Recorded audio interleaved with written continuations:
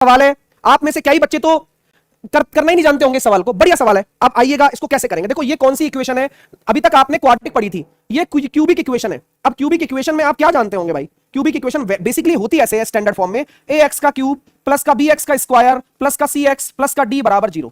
अगर मैंने इसके तीन मूल मान लिए, अल्फा, बीटा और इसको मैं गामा बोल देता हूं, गामा टाइप इससे बना नहीं था तो उसने ऐसे कर दिया, ठीक है, तीन मूल हो गए भाई। तो यहां एक बात याद रखना कि यहां पर तीन कंडीशन बनती है, पहली कंडीशन, दूसरी कंडीशन, तीसरी कंडीशन।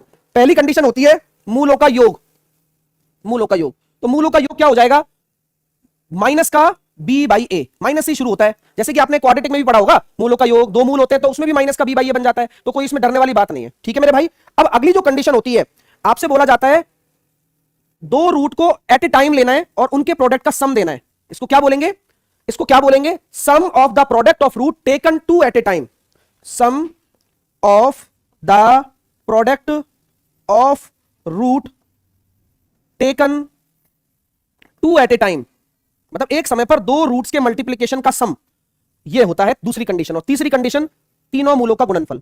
तो जब कभी भी आपकी क्यूबिक इक्वेशन आएगी तो यहां पर तीन कंडीशन इस प्रकार बनती हैं। अभी मैं क्वेश्चन पर नहीं आ रहा हूं, जो क्वेश्चन की डिटेलिंग है वो जरूरी है, क्योंकि क्यूबिक इक्वेशन पिछली बार आई है, इस बार भी आ सकती है, और आपकी बाई क्वाड्रेटिक इक्वेशन भी आ सकती है। अरे सर बाई क्वाड्रेटिक इक्वेशन क्या होता है, चतुर्थ घाती समीकरण, उसके ऊपर भी बात करूंगा, बताओ। तो काम यहीं से होता है फिर ऐसे, ठीक है ना। तो कहते हैं ना सर सीखेंगे कैसे, भाई सीखो ना, हालांकि बैच में सब पढ़ाया हुआ है, बट ठीक है नहीं पढ़ पा रहे हो कोई बात नहीं। देखिए अब यहां माइनस का b बाई ए हो गया, अब अगली कंडीशन होगी c बाई ए, पहले माइनस लेते हैं फिर प्लस लेते हैं, और लास्ट वाली कंडीशन होती है माइनस का d बाई ए।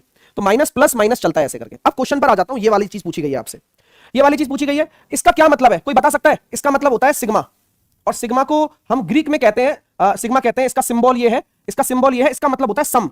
और एक सम मतलब एक चेन का सम, मतलब इतना छोटी बात नहीं है। इस सिग्मा सिंबल कहता है कि भाई मैं लिमिट्स लेकर चलता हूं, अच्छी बात है। अब यहां इसने इतना लिख दिया ना, इसका मतलब क्या पता है, इसका मतलब है alpha square beta gamma plus plus beta square alpha gamma plus gamma square beta alpha, इसका ये मतलब होता है, इस सिग्मा का ये मतलब होता है। अच्छा भाई, बहुत सारे बच्चों को नहीं पता होगा तो नहीं कर पाते हैं, तो अल्फा बीटा गामा को कॉमन ले लो, ले लिया गुरुजी, तो यहां बचा अल्फा, यहां बचा बीटा, यहां बचा गामा। अब ये आंसर अपन को देना है। अगर मेरे पास एक क्यूबिक इक्वेशन पड़ी हुई है तो आप मुझे बताइए अल्फा बीटा गामा कैसे निकालूंगा। बोले सर माइनस का डी बाई ए, तो माइनस तो ऑलरेडी है, तो माइनस माइनस का 1/6, तो ये मेरे पास आ गया प्लस का 1/6 आ गया भाई। चिन्ह सही तो लेना है लेकिन ध्यान रखना। अच्छा अब alpha plus beta plus gamma कितना हो जाएगा, माइनस का b बाई ए, तो माइनस माइनस का 11/6, तो ये भी हो गया सर प्लस का 11/6।